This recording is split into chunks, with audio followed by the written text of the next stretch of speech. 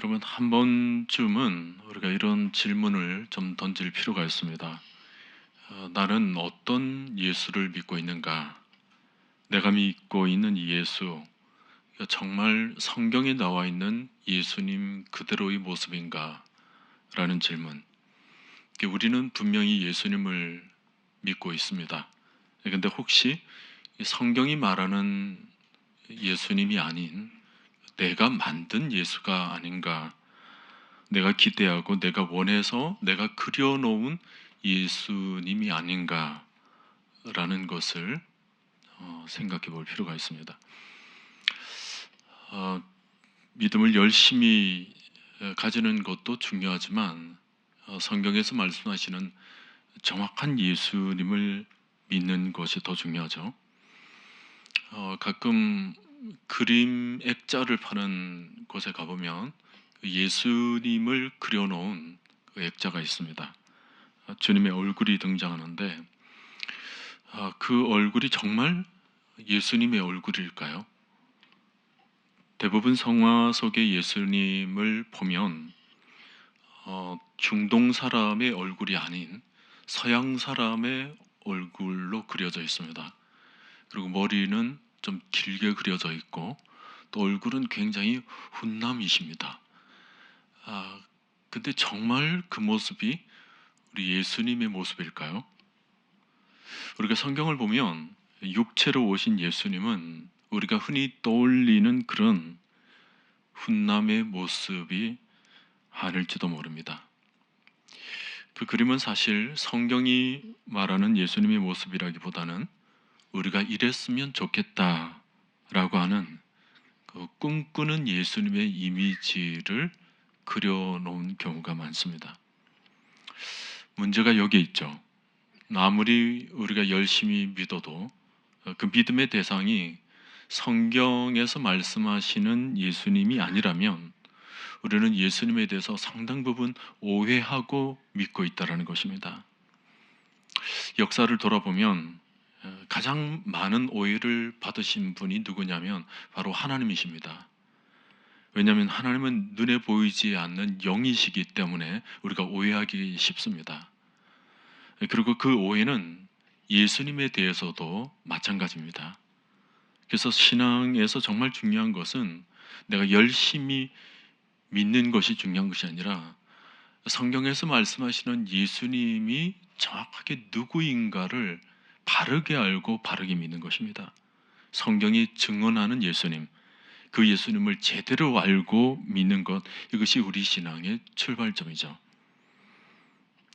우리나라에서도 세계에서 뭐 거물급들 또 세계 리더들이 모이는 세계적인 행사를 가질 때가 더러 많습니다. 얼마 전에도 경주에서 에이펙 회담 정상회담이 있었죠. 그 21개국의 국가 지도자들이 다 모이다 보니까 뭐 교통이 통제되고 경찰들이 거리에 배치가 되고 또 관련되었던 뭐 각종 행사들이 다 취소가 되면서 또 하늘에는 헬기가 떠다닙니다. 이 경찰들이 끊임없이 돌아다니죠. 삼엄한 그 경계 속에서 지도자들이 모여져 있습니다. 특히 정상들이 머물고 있었던 그 호텔 주위에는 수행원들의 규모에 따라서 국가 원수들의 어떤 영향력이 달리 평가되는 경우도 있었습니다. 그 국빈들 행동 하나하나가 뉴스거리로 떠올랐죠. 영국의 여왕이 어떤 외국에 방문을 하게 되면 그 여왕이 가지고 가는 개인 짐만 대략 2톤에 달한다고 합니다. 2톤. 그 안에는 온갖 개인 짐들이 다 포함되어 있습니다. 혹시 거기에 가서 국가적인 장례식이 일어나게 되면 장례식에 참여하기 위한 여러 가지 옷과 또 여러 가지 물건들이 다 포함된다고 합니다. 심지어는 그 여왕이 사용하는 변기 깔개도 가져간다고 합니다.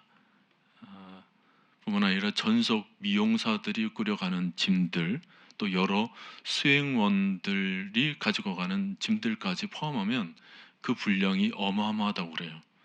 여왕 한 사람이 움직이는데 그게 동원되는 짐들과 수행원들의 수는 이루 말할 수가 없습니다. 그런데 우리가 복음서를 보면 예수님이 오셨을 때에 어떠했는가를 우리가 잘 볼 수 있죠. 여러분, 우리 예수님이 누구십니까? 만왕의 왕 아니십니까? 만물이 주에게로 나오고 주로 말미암고 주에게로 돌아갑니다. 그에게 영광이 세세에 있을지어다. 로마서 11장에 분명히 그렇게 기록되어 있습니다. 만왕의 왕이세요. 만주의 주십니다. 그러니까 모든 권세가 주께로 나오죠. 세상의 왕, 세상의 리더들과는 근본적으로 차이가 날 정도의 영광을 가지고 있습니다. 하늘과 땅의 영광을 모두 가지고 계신 분 아닙니까? 그런데 그 주님께서 이 땅에 오셨을 때 어떤 환대도 없었습니다. 어떤 수행원도 없었습니다. 누가복음 2장 7절을 보면 첫 아들을 낳아 강보로 쌓여 구유 위에 누였으니 이런 여관에 있을 곳이 없음이르라. 여러분이 잘 아시는 것처럼 우리 주님의 나심은 이랬습니다. 베들레헴에 정혼한 요셉이 호적하러 마리아와 함께 올라오고 있었습니다.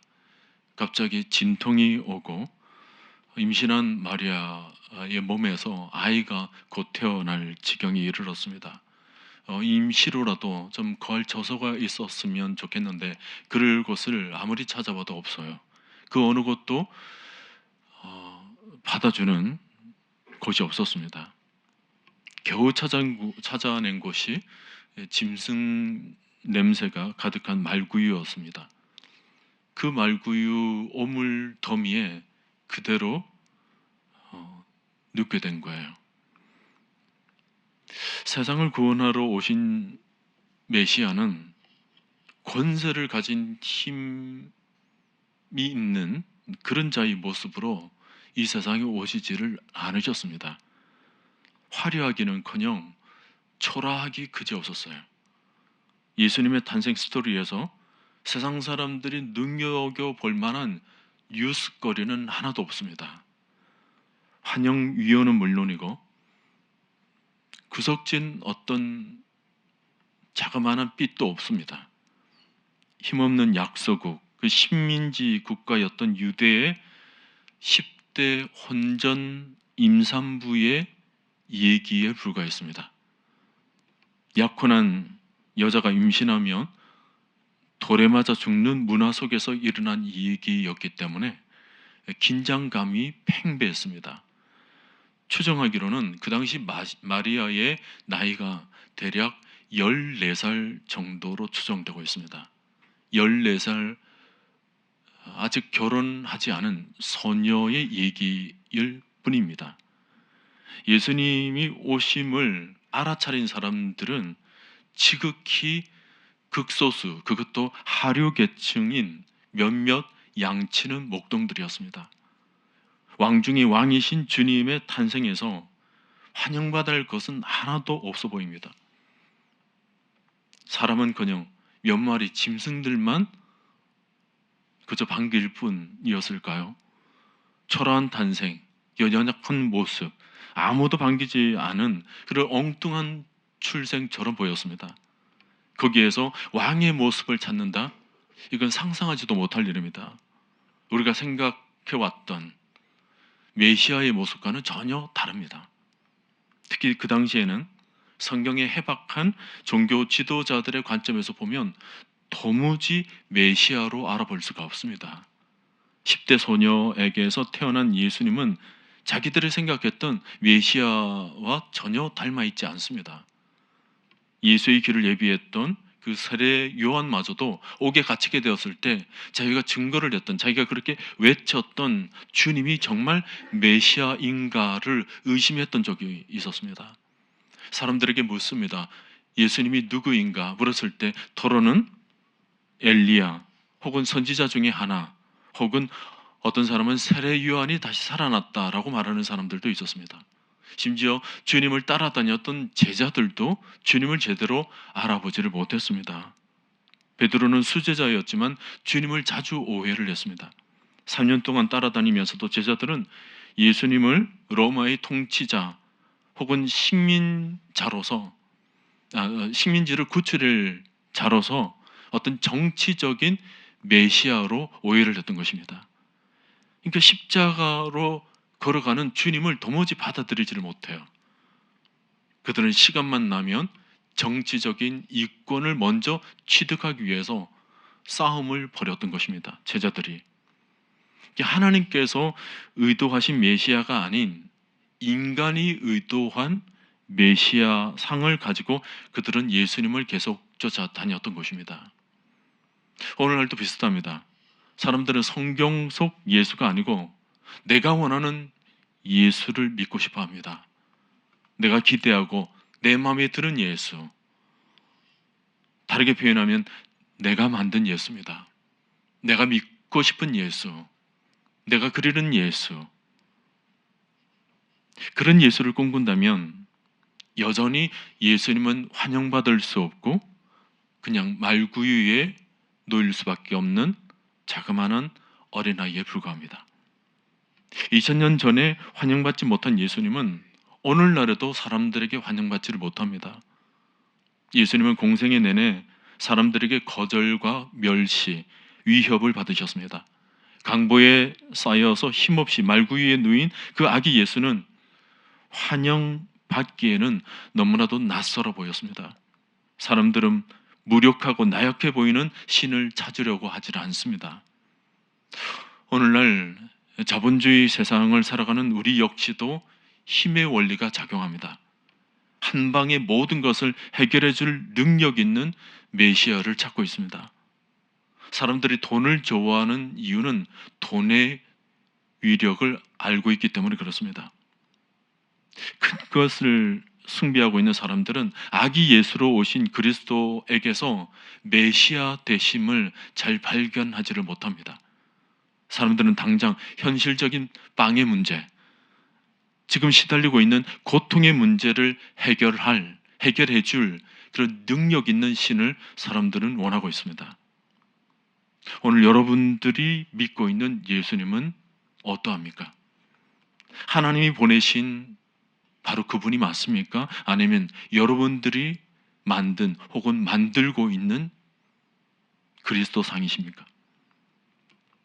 예수님은 세상적인 기준으로 보면 전혀 매력적이지가 않습니다. 예수님은 경호원을 대동하고 무슨 빵빠레를 울리면서 아주 요란하고 거창한 모습으로 이 세상에 오시지를 않으셨습니다. 환영하는 사람 아무도 없이 그저 구유에 누인 아기 예수, 짐승과 같은 대우를 받고 오신 그 하나님의 아들 예수를 알아본다는 것은 쉬운 일이 아닙니다. 그런 모습 속에서 메시아를 발견한다는 것 정말 쉬운 일이 아닙니다. 만약에 냄새나는 말구유에 천대받는 이 어린 아기가 하나님이라는 것을 알아보려고 한다면 상당한 믿음의 눈이 필요합니다. 하늘과 땅을 지으신 분, 알파와 오메가 되신 하나님의 그 영광, 하늘 영광 버리고 이 땅에 오셨다는 것을 제대로 알아차기 위해서는 우리에게는 보통 믿음의 눈이 필요한 수준이 아니죠. 그야말로 성령이 우리를 완전히 눈꺼풀을 벗겨 주셔야 그분이 메시아라는 것을 우리가 알아차릴 수가 있는 것입니다. 오늘 여러분 안에 그런 은혜가 있게 되기를 축원합니다. 오늘 이사야가 한 아기가 우리에게 낳고 그랬습니다. 이사야는 지금 영의 눈으로 그리스도를 예언하고 있습니다. 예언하는데 왕의 모습을 그려내지 않습니다. 한 아기가 우리에게 낳고 그랬습니다. 우리도 만약에 누워있는 아기에게서 하늘 영광을 버리고 이 땅에 오신 하나님의 신성을 느낄 수만 있다면 아마 우리는 전율이 흐를 겁니다. 말로 표현할 수 없는 큰 은혜에 휩싸일 것입니다. 세상 사람들이 보잘것없어 하는 그 자그마한 어린아이의 모습 속에서 하나님의 아들 되심, 그 메시아를 우리가 발견할 수만 있다면, 초라함 속에 거룩함을 발견해낼 수만 있다면, 연약함 속에 하나님의 영광을 발견할 수만 있다면 아마 이 자리에 있는 우리의 심령도 아마 달라질 것입니다. 이것은 우리의 이성을 깨고 성령이 우리 영혼에 아주 침투하셔서 영안을 활짝 열어주실 때 가능한 일일 것입니다. 지금 믿음의 눈이 열려서 연약한 모습으로 오신 그 아기 예수가 바로 그리스도 메시아 되심을 여러분 바라보고 그것을 믿을 수 있다면 오늘 여러분 심령 가운데 성령이 충만히 임한 줄로 저는 믿습니다. 주님은 낮은 곳에 임하셨습니다. 말구유 어린 아기의 모습은 한없이 낮아지신 모습이었습니다. 그러므로 교만한 자의 눈으로는 그리스도를 제대로 알아볼 수가 없습니다. 오히려 자기를 비워 종의 형체를 가지사 사람들과 같이 되셨고 사람의 모양으로 나타나사 자기를 낮추시고 죽기까지 복종하셨으니 곧 십자가에 죽으심이라. 당시 종교적인 권세를 잡고 있던 자들의 눈에는 예수를 메시아로 인정할 만한 것이 하나도 없습니다. 말구유에 누이신 예수는 작아질 대로 작아진 모습입니다. 하나님이 인간이 되셨다는 것, 여러분 이게 이해가 됩니까? 이것은 우리의 이성으로는 이해할 수 있는 것이 아닙니다. 그 크디 크신 분께서 작디 작은 자그마한 초라한 마국간 안에 누워져 계십니다. 우리는 40평 아파트에 살다가 20평, 더 10평 아파트로 만약 간다면 우리는 못 견딜 겁니다. 그 좁아진 그런 공간 속에서 우리는 너무나도 답답함을 느낄 겁니다. 근데 광활하신 그분께서 작디 작은 초라한 마국간, 그 말규에 누워져 있다라는 것, 이건 인간으로서도 상상할 수 없는 일입니다. 하나님이 인간이 되셨다라는 것, 한 어린 소녀의 몸을 빌어서 성령으로 잉태되셔서 난세포로 오신 것을 우리가 이해할 수 있겠습니까? 사람들은 나사렛에서 무슨 선한 것이 나겠느냐, 절대 그런 모습으로 왕이 오실 리가 없다라고 말을 합니다. 그들은 자신들의 위치를 더욱 견고하게 만들어줄 현실적인 메시아를 원하고 있었던 것입니다. 그러나 예수 그리스도의 모습은 그에 반해 너무나도 초라했습니다. 우리는 뭔가 크고 대단한 위용을 자랑하고 싶어 합니다. 우리는 근사한 것을 찾죠. 교회도 또 조직도 거창한 것을 좋아합니다.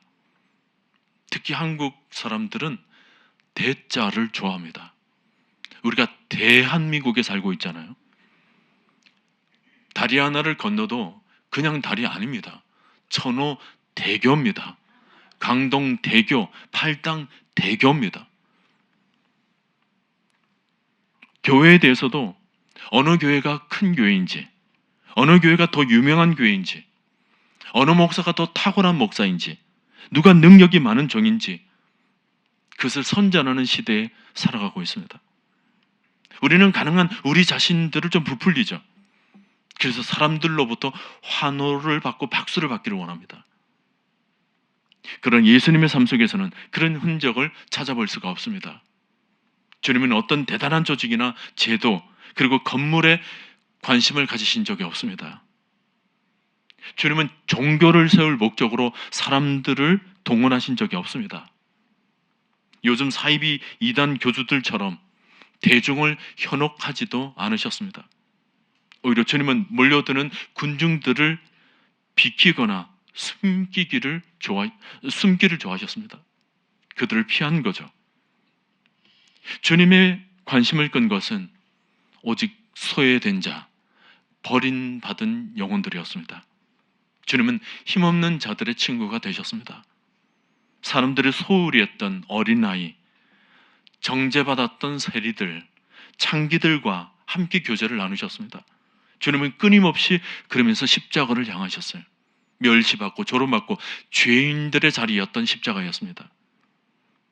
태아의 형태로까지 자신을 낮추시고 종의 모습으로 사시다가 결국 가장 흉악한 죄인의 모습으로 정죄받고 십자가의 형장에서 하나의 이슬로 사라지셨습니다.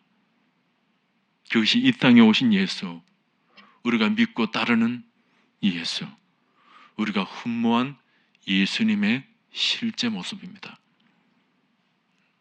그분은 영광의 본체십니다. 하나님과 동등 되신 분이셨습니다. 그러나 지상에서는 자신의 영광을 한 번도 추구하지 않으셨고 철저히 십자가를 향하셨습니다.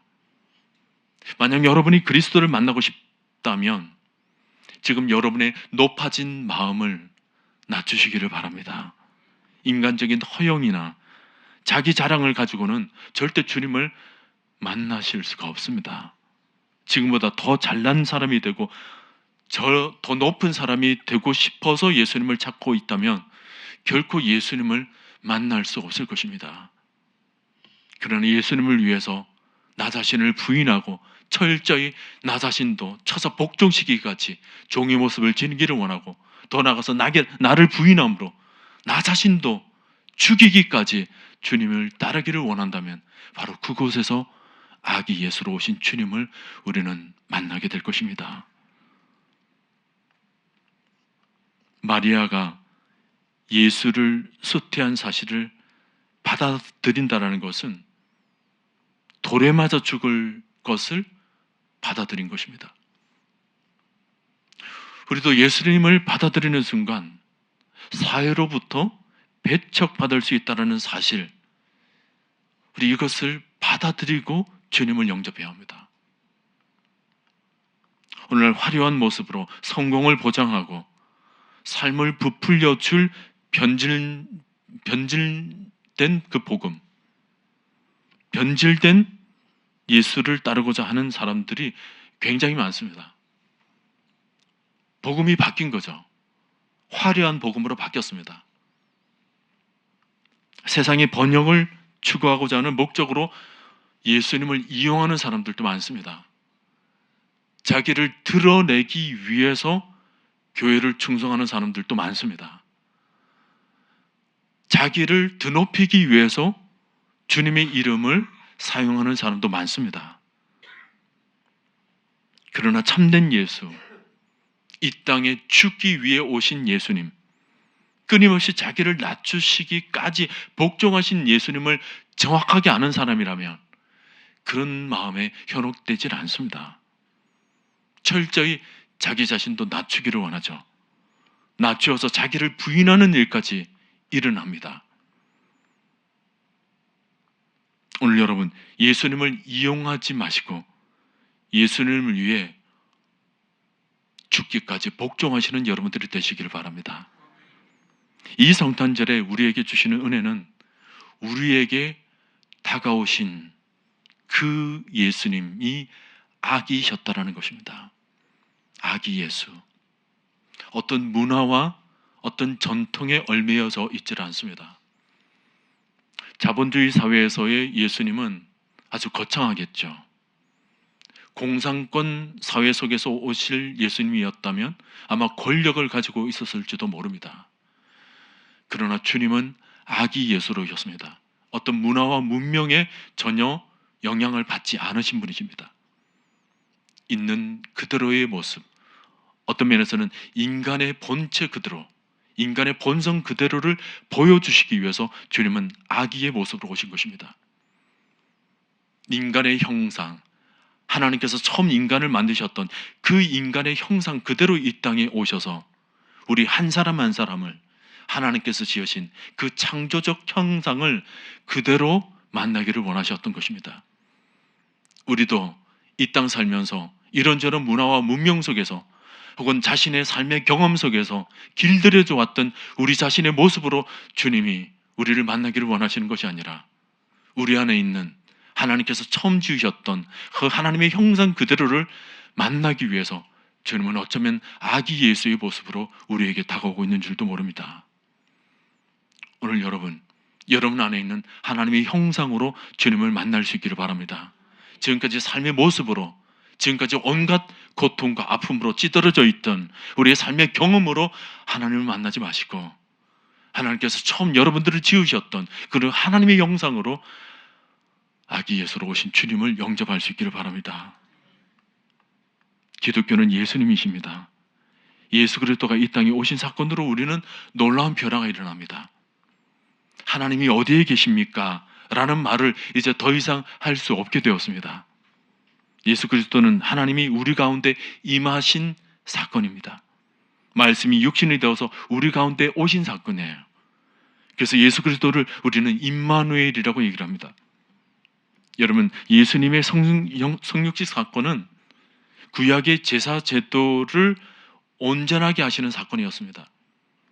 더 이상 하나님과 분리된 삶을 살아갈 이유가 없습니다. 언제든지 하나님의 임재를 경험할 수가 있는 거예요.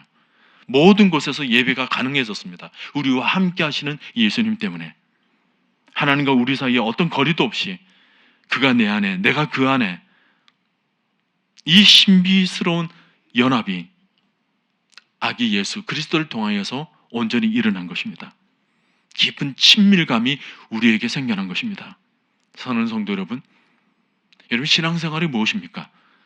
무슨 행사나 무슨 프로그램에 참여하는 것이 신앙생활입니까? 그래서 주일날 성경책을 들고 교회 다니는 것이 신앙생활입니까? 교회 가서 적당한 헌신과 봉사를 하는 것이 신앙생활입니까? 세월이 흐를수록 우리가 발견해야 되는 것은, 우리의 신앙이라는 것은 그런 것들보다도 바로 주님을, 하나님을 우리 영혼 가운데 만나는 일입니다. 주님을 영접하는 일인 것입니다. 우리와 함께 계시면서 우리 일상 속에서 날마다 함께 거하시는 그 주님을 바라보고 그 주님과 함께 걸어가는 일인 것입니다. 오늘도 그 신비로운 합의를 이미 경험하신 분들은 아마 이런 시간을 통해서 주님의 그 함께 하심을 통하여 소름 돋는 기도의 시간, 영광 가운데 거하는 이루 말할 수 없는 기쁨의 찬송을 아마 이 시간에도 드리게 될 것입니다. 함께 해주셨던 그 하나님 때문에. 사랑하는 성도 여러분, 주님에게 더 가까이 나아가서 주님과 함께하는 그 임마누엘의 하나님을 이 성탄의 계절에 경험할 수 있기를 바랍니다. 모든 종교에서 신은 두려움을 줍니다. 가까이 하기가 두렵죠. 그러나 이 세상에 오신 하나님은 위엄을 갖춘 왕이 아니라 아기 예수입니다. 이 아기 예수에게서는 어떤 두려움을 느낄 수가 없습니다. 연약하고 때문에 누구나가 다가설 수 있는 어떤 강요나 억압도 없습니다. 주님은 늘 우리와 진정으로 대화하기를 원하시죠. 우리 안에 있는 모든 단절을 허물고 모든 벽을 허물고 우리와 만나기를 원하시는 것입니다. 오늘 아기 예수를 이렇게 묘사를 하고 있습니다. 6절에 나와 있는 것처럼 이는 한 아기가 우리에게 낳고 한 아들을 우리에게 주신 바 되었는데 그의 어깨에는 정사를 메었고 그의 이름은 기묘자라 모사라. 여기 나오는 기묘자와 모사라는 말, 우리가 잘 안 쓰는 말인데 영어 성경에서는 너무 쉽게 표현되어 있습니다. Wonderful Counselor라는 것입니다. 아주 위대한 상담가라는 거예요. 우리 예수님은 인생의 모든 경험을 가지고 있습니다. 우리에게 있는 대제사장은 우리의 연약함을 동정하지 못하실 리가 아니요 모든 일에 우리와 똑같이 시험을 받으신 이로되 죄는 없으시느니라. 주님은 우리의 배고픔을 아십니다. 사람 마음을 다 아시고요. 상처 입은 사람들의 그 아픔을 아십니다. 어디서 생명을 얻을 수 있고 심지어 죽음에 대해서도 너무나도 잘 알고 계십니다. 그리고 죽음의 문제를 뛰어넘어서 어떻게 부활할 수 있는지 정확하게 우리에게 알려주신 분이십니다. 여러분, 우리에게 이만한 상담가가 또 어디에 있습니까? 이 시대가 아무리 흔들리고 사람들이 정신적인 어려움이 휩싸이는 그런 시대를 할지라도 정말 우리 마음과 우리 정신에 정말 참 치유를 안겨다 주실 타고난 상담가 대신 그 예수님을 우리가 만나게 된다면 우리 마음에는 참된 하늘의 평강이 열리게 될 줄로 믿습니다. 우리 예수님은 전능하신 하나님이라고 그랬습니다. 6절에 나와 있는 것처럼 Mighty God, 절대적인 능력을 의미합니다. 주님은 이 땅에 사람들이 환대할 모습으로 오지 않으셨지만 그분은 하늘의 능력으로 이 땅 한 사람 한 사람을 치유해 주시고 그들의 필요를 채워주셨습니다. 물을 포도주로 만드셨던 분이십니다. 오병이어의 기적을 일으키셨던 분이십니다. 심지어 죽은 자를 살려내면서 삶과 죽음의 문제를 완전히 해결해 주셨던 분이십니다. 오늘 그분이 우리와 함께 하십니다. 이런 하나님을 우리 곁에 계심을 우리가 확신한다면 우리에게 어떤 절망이 생기겠습니까? 오늘 여러분 기도로 그분의 능력을 경험할 수 있기를 바랍니다. 그리고 우리 주님은 영존하시는 아버지라고 표현하고 있습니다. 영존하시는 아버지, Everlasting Father, 영원하시다라는 것입니다. 우리 주위에 영원히 존재할 사람이 누굽니까? 육신의 아버지도 우리의 그늘막이 되어 주셨지만 우리 곁을 떠날 때가 있습니다. 우리에게 강력한 손으로 뭔가 의지처가 될 분으로 여겨왔지만 육신의 아버지는 세월이 흘러가면서 점점 연약해지십니다. 우리 주위에 우리가 진정으로 의지할 사람이 누굽니까? 그렇게 의지했던 사람들 한 사람 두 사람씩 떠나가면서 우리는 이 세상에 홀로 살아갈 수밖에 없습니다. 그런데 이 땅에 오신 예수 그리스도는 영존하시는 아버지라고 그랬습니다. 영원히 우리와 함께 하시는 것입니다. 시편 121편 말씀에 이스라엘을 지키는 이는 졸지도 아니하시고 주무시지도 아니하시고 여호와는 너를 지키시는 이시라. 여호와께서 내 오른쪽에서 내 그늘이 되시나니 낮에 해가 너를 상하게 하지 아니하며 밤에 달도 너를 해치지 아니하리로다. 지금도 영전하시는 아버지께서 여러분과 함께 하심을 믿으시길 바랍니다. 그리고 예수님은 평강의 왕으로 오셨다 그랬습니다. 평강의 왕. 과학 만능주의가 번성하고 지금까지 세상의 문화와 문명이 우리로 하여금 평강을 안겨다 줄 것이라 생각해 왔지만 세상이 발달하면 발달할수록 우리의 마음은 더 복잡해지기가 쉽습니다.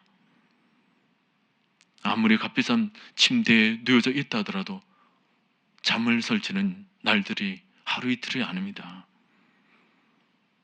예수님께서 요한복음 14장 27절에 평안을 너에게 끼치노니 곧 나의 평안을 너에게 주노라. 내가 너에게 주는 것은 세상이 주는 것과 같이 아니하리니 너희는 마음에 근심하지도 말고 두려워하지도 말라. 평강의 왕께서 들려주셨던 말씀입니다. 사랑하는 성도 여러분, 이 밤에 우리 주님을 인격적으로 만나게 되시기를 바랍니다. 평강의 왕, 그분께서 우리를 지켜주십니다. 성탄은 이런 아기 예수를 우리가 영접하는 계절입니다. 우리에게 다가오신 주님, 기묘자라, 모사라, 전능하신 하나님이라, 영전하시는 아버지라, 평강의 왕이라, 그 하나님을 우리가 영접하게 되는 것입니다. 이제는 우리 마음속에 어떤 두려움도, 어떤 강요도, 어떤 마음의 부담도, 혹은 어떤 삶의 절망도, 불평도, 그 어떤 아픔도 주님 앞에 모조리 치유되고 해결될 줄로 믿습니다. 주님께서는 우리에게 모든 것을 안겨다 주시기 위해서 이 땅에 오신 분이십니다. 그분은 부유한 모습으로, 우리가 다가서지 못할 모습으로 오신 분이 아니십니다. 겸손하신 모습으로, 철저히 낮아지신 모습으로 이 땅에 오셨다고 그랬습니다. 오늘 여러분의 마음도 철저히 낮아지게 되시기를 바랍니다. 겸손하게 오늘 밤 주님을 영접하게 되시기를 바랍니다. 그 목동들이 겸손하게 그분을 경배하며 맞아들였듯이 여러분도 무릎을 꿇고 겸손하게 주님을 영접하고 그동안 높아졌던 모든 마음들 다 낮추셔서 정말 주님을 이 시간 경배할 수 있기를 바랍니다. 인간들은 이해할 수가 없습니다. 세상은 도무지 받아들일 수가 없었던 아기 예수였습니다. 그러나 성령의 눈이 뜨어진 사람, 하늘의 마음을 가진 사람은 주님을 영접할 수 있었습니다. 우리는 하나님께서 주신 마음이 있는 줄로 믿습니다. 성령의 마음으로 주님께서 열어주셨던 이 믿음의 눈으로 주님을 정확하게 바라볼 수 있기를 바라고, 지금까지 내가 만든 예수가 아니라 하나님께서 우리에게 다가오신 그 예수님의 그대로 있는 모습, 그대로의 모습으로 여러분 영접하심으로 하나님을 그 본체 형상 그대로 오늘 만나게 되시는 이 밤이 되시기를 바랍니다. 오늘 주님께서 나에게로 가까이 오라, 수고하고 무거운 짐진 자들아 다 내게로 오라, 내가 너희를 만나며 무거운 짐을 벗겨주겠다 말씀하십니다. 연말이 되면서 한 해를 마감하면서 혹시 여러분 마음속에 무거운 짐들이 있었다면 주님을 오늘 이 밤에 더욱 겸손히 영접함으로 모든 짐들을 주님께 내어놓고 다시 여러분 마음 가운데 하늘에는 영광, 땅에는 평화가 여러분 심령 가운데 제일 먼저 일어나게 되기를 주님의 이름으로 간절히 축원드립니다.